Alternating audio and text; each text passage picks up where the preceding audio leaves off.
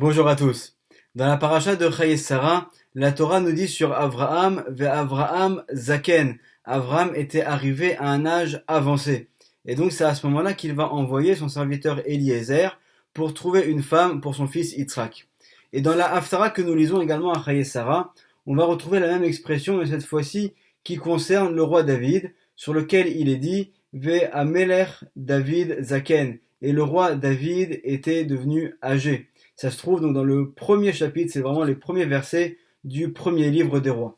Et donc on va essayer de comprendre un petit peu mieux ces versets que nous lisons dans la Haftara, surtout que le Ben Ishraï dans son livre Birkat Chaim de commentaires sur la Haftara va nous donner pas moins de 6 explications différentes sur ce verset. Donc bien sûr aujourd'hui, on va essayer de voir l'une d'entre elles. Donc déjà on va lire le pasouk Ve'amelech David Zaken. Et donc le roi David était âgé. Bayamim, il était chargé, il était avancé dans les jours. On va essayer de comprendre qu'est-ce que ça signifie s'il était âgé et également chargé dans les jours. Vayechasu'u babegadim, on le recouvrait avec des vêtements.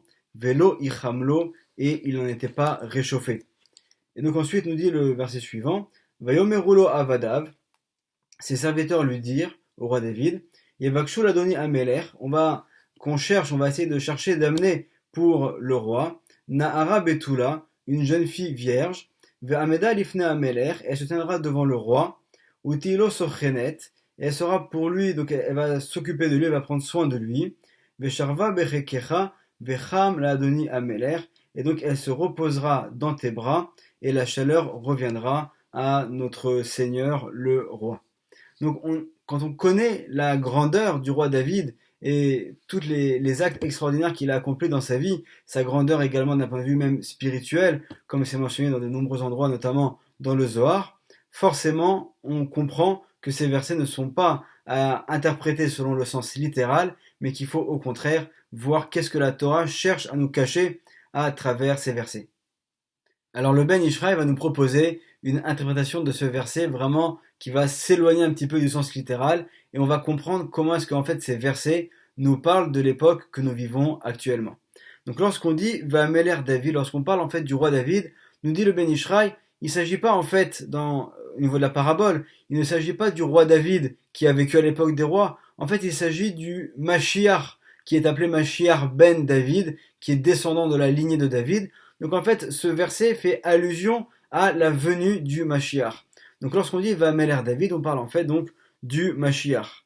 Et ensuite, qu'est-ce qu'on nous dit? Donc on va au fur et à mesure traduire les versets mot à mot et les expliquer. Vamelech David Zaken, le roi David était âgé. En fait, nous dit le Ben Ishraï, c'est le Mashiach qui est âgé, puisque au lieu de venir au début de la période au cours de laquelle il aurait pu venir, donc qu'on aurait pu considérer comme étant l'enfance, en fait, il y a eu différentes opportunités au cours de l'histoire que nous avons ratées à chaque fois, au cours desquelles le Mashiach aurait pu se révéler. Et donc là maintenant, nous arrivons à la fin du cycle des 6000 ans dans lesquels nous nous trouvons, comme on va le développer juste après. Et donc à la fin de ce cycle, on voit que le Mashiach n'est toujours pas arrivé. Donc on peut considérer que s'il était venu au début, il aurait été, entre guillemets, au niveau de l'image, de la métaphore, il aurait été considéré comme étant jeune. Et là maintenant, puisqu'on arrive à la fin on approche de la limite de ce cycle et qu'il n'est toujours pas arrivé, alors on considère que c'est comme si qu'il était âgé. Donc Vamelech David Zaken, en fait on parle du Mashiach qui à la fin des temps ne s'est toujours pas encore dévoilé. Donc c'est ce que nous vivons à notre époque aujourd'hui où le Mashiach peut à tout moment se révéler. Donc puisqu'on a parlé du cycle de 6000 ans, il faut savoir que la Gemara dans le traité de Sanhedrin à la page 97 au premier versant nous dit que ce monde-là est en fait un monde donc, qui va avoir au total 6000 ans. Et la Gemara va séparer ces 6000 ans en 3 périodes, de chacune 2000 ans. Les 2000 premières années sont ce qu'on appelle les années de Tohu, les années vraiment d'obscurité, puisque au cours de cette période, même s'il y a eu des tzadikim de manière individuelle, il n'y a pas eu encore la Torah qui n'a pas encore été donnée. Ensuite, les 2000 ans qui vont suivre vont être 2000 ans de Torah, puisque ça va être les années du don de la Torah, et ensuite donc, de toute la transmission de la Torah. Et ensuite, les 2000 ans restants sont appelés les 2000 ans de la venue du Mashiach. Pourquoi? Parce que nous dit le Ben Ishraï ici, chez Beshne Alafim Acharonim, au cours des 2000 années qui restent à la fin de ce cycle, chez M, Elef Achamishi et Elef Hashishi, donc qui sont le 5e et le 6e millénaire, Efshar Sheyavo Mashiach, c'est un moment propice pour que le Mashiach vienne.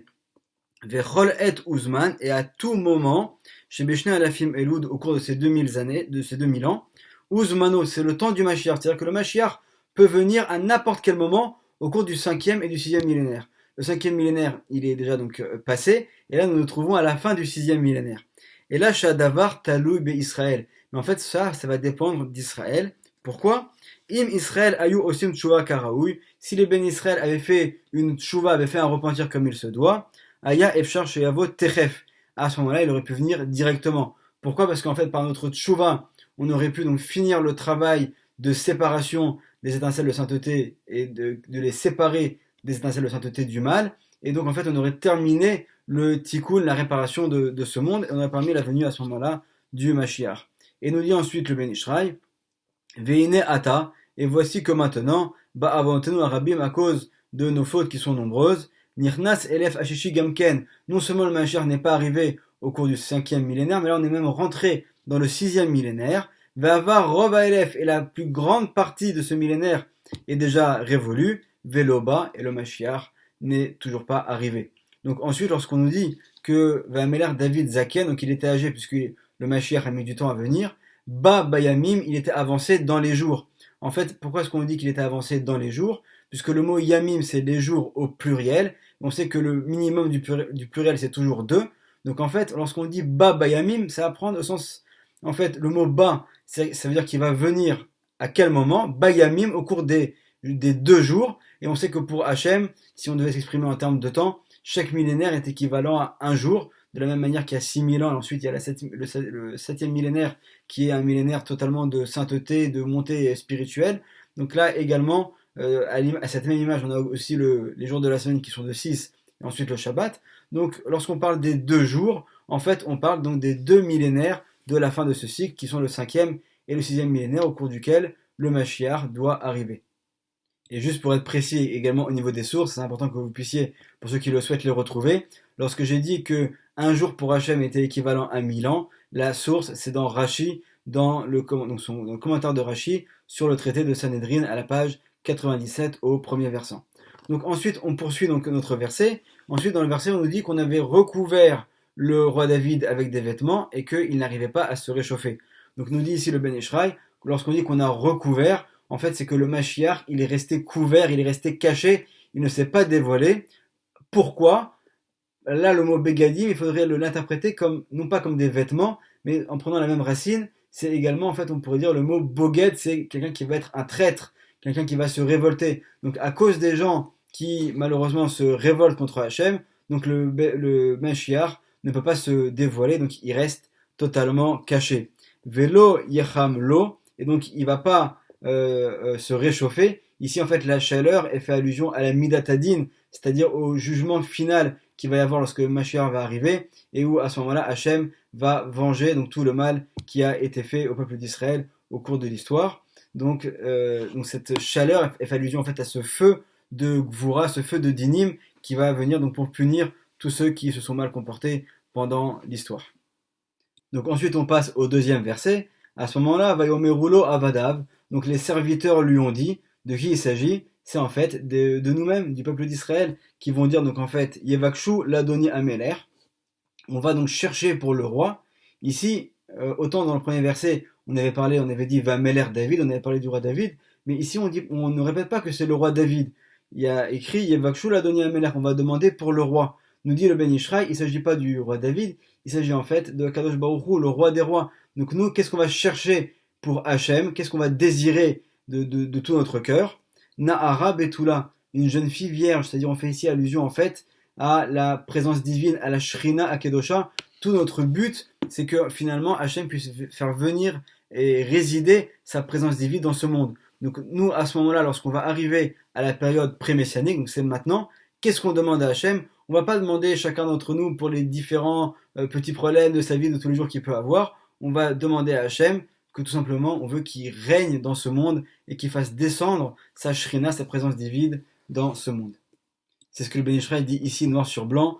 Vetzrichim anachnu, donc nous avons besoin, nous avons le devoir, liot kol megamatenu, que tout notre être, tout notre désir, vebakashatenu, et notre demande, bijvil kvod ashrina, pour l'honneur de la Shrina.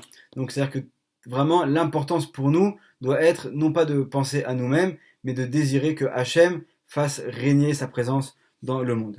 Et à ce moment-là, qu'est-ce qu'on dit pour la Shrina? Ve'amda lifnei hamelech. Elle va se tenir devant le roi, c'est-à-dire qu'en fait, elle va être, cette fois-ci, elle va sortir de Galout, puisqu'on dit que la Shrina, elle est également en Galout avec notre peuple, donc avec le Ham Israël. Donc de la même manière que nous sommes en Galout, la Shrina, la présence divine, qui est comme notre maman spirituelle, elle aussi, elle est sortie en Galout.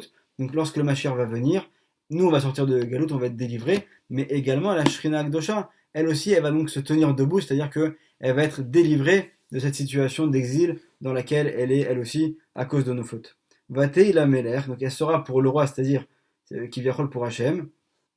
Sochenet, c'est-à-dire qu'elle va prendre soin elle va prendre soin dans le sens où elle va être, en fait, on va provoquer là-haut dans les mondes supérieurs une union entre les différents mondes masculins et féminins, entre les différents luminaires spirituels dont on a déjà parlé dans d'autres cours. Donc par le fait que on va faire venir le Mashiach, alors à ce moment-là, ces luminaires vont être constamment en union, on va provoquer des unions là-haut dans les mondes spirituels. C'est-à-dire qu'aujourd'hui, par notre tfilot et par nos actions, nos mitzvot, etc., nous parvenons à faire revenir ces deux luminaires qui sont dos à dos, à les faire passer face à face. Mais lorsque viendra le Mashiach, alors ils seront constamment face à face. Et nous-mêmes, notre Avodat Hashem, notre travail divin à ce moment-là, passera lui aussi à un niveau supérieur. Et ensuite, poursuit le verset et nous dit Ve Sharva, donc Melachon Yerida, c'est-à-dire que le mot s'allonger signifie ici non pas le fait de vraiment s'allonger, mais de faire descendre quelque chose de la même manière que lorsqu'on est debout et on s'allonge, donc il y a une sorte de descente. Là également, c'est la même idée, c'est-à-dire que par cette union qu'il va y avoir dans les mondes supérieurs entre ces deux luminaires célestes spirituels qui vont être unis suite à la venue du Mashiach, on va faire descendre Bechekecha, donc dans tes bras. Ici, en fait, nous dit le Ben Ishraï, tes bras, ça fait allusion au Beth Amikdash qui va être en bas, à Yerushalayim, à Eretz Israël. Donc, on va faire descendre un flux divin, une bracha, qui va descendre depuis les mondes supérieurs jusque en bas, jusque ici dans notre bas monde, à travers le Beth Amikdash et ensuite également dans Yerushalayim et en Israël. Et nous dit ici le Ben Ishraï, chez Az, à ce moment-là, Ikar Hashefa, l'essentiel du flux divin qui va descendre, y est l'Israël d'Afka, il sera particulièrement pour le peuple d'Israël. Et ensuite, termine le verset en disant Vecham l'Adoni Ameler. Donc à ce moment-là, le roi aura chaud, il sera réchauffé, dans le sens où à ce moment-là, il pourrait y avoir donc ce feu des Gvurot, du Din d'Hachem, qui va venir donc pour faire du ménage dans le monde et pour punir tous ceux qui méritent une punition. Donc pour résumer un petit peu finalement ces deux versets qui commencent donc le livre de Melachim Aleph et qui sont donc au début de notre Haftara, on voit qu'en fait le premier verset, il nous parle du Mashiach. Le Mashiach qui n'est pas encore arrivé, on est donc à la fin des 6000 ans, on est en l'an 5781, et selon le Ramak Rabbi Moshe Cordovero, on ne peut pas passer l'étape ultime de 5800, donc on est vraiment tout à la fin de ce cycle, et le Mashiach n'est toujours pas arrivé. Donc ça c'est le constat qu'il va y avoir dans le premier verset, c'est un petit peu le constat que nous tous on pourrait faire aujourd'hui. Et ensuite, lorsqu'on passe au deuxième verset, alors là, on va voir en fait que finalement, on nous donne la solution. Quelle est la solution? C'est de demander à Hachem de recevoir la Shrina. On veut que la Shrina, elle revienne vers nous, qu'elle redescende ici, qu'elle sorte de Galout, de la même manière que nous sommes en Galout et que nous avons aujourd'hui des souffrances et Dieu nous en préserve. Il y a beaucoup de souffrances dans le monde et pour notre peuple. Alors, naturellement, on aurait tendance à demander à Hachem qui nous sauve, qui sauve nos proches. Alors, on peut tout demander à Hachem. Mais en particulier, ce qui va nous animer, l'essentiel de notre demande, ça va être de dire à Hachem, Hachem, ce qu'on veut, c'est t'avoir comme roi. On veut que tu fasses descendre ta présence divine dans ce monde. Et en faisant descendre cette présence divine, c'est par cela que le Mashiach va se dévoiler, qu'on va provoquer là-haut dans les mondes supérieurs une union entre les différents luminaires qui actuellement sont dos à dos, et que nous, on arrive seulement dans des moments précis à faire venir face à face. Là, ils vont être face à face en union totale, si l'Avdil comme un couple qui est en union, et de cette union, il va y avoir donc une descendance spirituelle de flux divin qui va descendre jusqu'à nous, et pour recevoir ce flux divin qui va être particulier, puisque on n'a pas connu ça pendant très longtemps, alors on a besoin également d'avoir le Beth Amikdash, qui, comme le mentionne Rashi dans le traité de Sukkot, qui va être un Beth Amikdash spirituel, peut-être qu'il y aura une matérialisation quelconque dans ce monde-là, mais en fait ce Beth Amikdash va être cette interface qui va permettre la liaison entre les mondes spirituels là-haut et notre monde ici, dans lequel nous nous trouvons, et pour nous permettre ensuite donc d'avoir la Géoula Shelema, d'être totalement libérés, qu'Hachem puisse faire le ménage dans ce monde,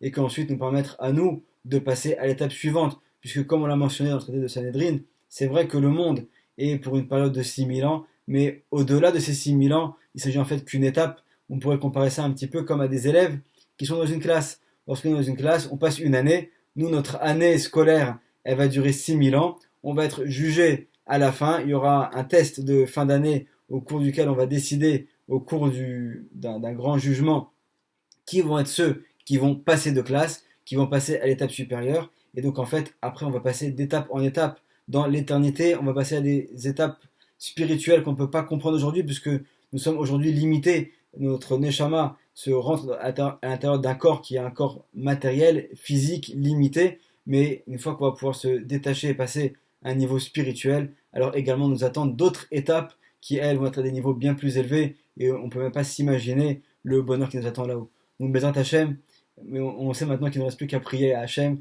qu'il fasse descendre sa shrina sur nous et sur le monde, et qu'il puisse nous permettre de faire dévoiler le Mashiach. Bimera, Beyamenu ou Berachamim. Amen, ve Amen. Shabbat Shalom, Uvarach.